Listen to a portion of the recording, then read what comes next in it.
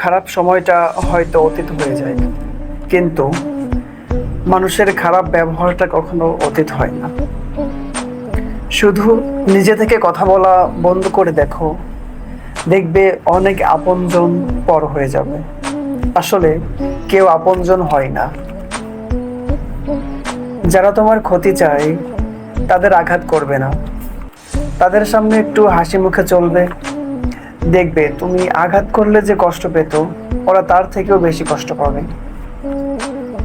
যত মিশবে ততই মানুষ চিনবে, অভিনয় যে কত প্রকার তা বুঝতে পারবে। সবাইকে তোমার সত্যতা জানানোর দরকার নেই, যে যা ভাবে তা নিয়ে সমালোচনা করতে দাও। বেঈমান মানুষগুলো কখনো অপরিচিত হয় না, খুব কাছের মানুষগুলোই বেঈমান হয়। পাতা ঝরার আগে পাতার রং বদলে যায়, আর মানুষ বদলানোর আগে মানুষের কথা বলার ধরন বদলে যায়। মন কখনো ভাঙে না, যেটা ভাঙে সেটা হলো বিশ্বাস। মানুষ চেনা শুরু করলে এমনিতেই কাছের মানুষের সংখ্যা কমে যাবে, এটাই বাস্তব। স্ত্রীকে চেনা যায় স্বামীর দারিদ্রতায়, স্বামীকে চেনা যায় স্ত্রীর অসুস্থতায়।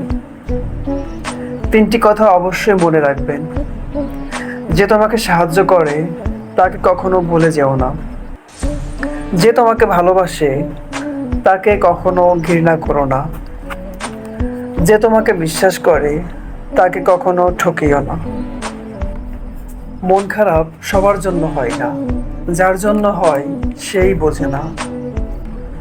কথা বললেই হয়তো মায়া বাড়ে, তবে কথা না বললে কিন্তু মায়া কমে যায় না।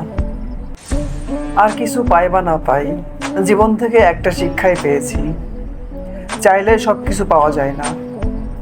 পৃথিবীতে দুই ধরনের কষ্ট আছে, একটা তোমাকে ব্যথা দিবে, কিন্তু আরেকটা তোমাকে বদলে দিবে। এটাই বাস্তবতা।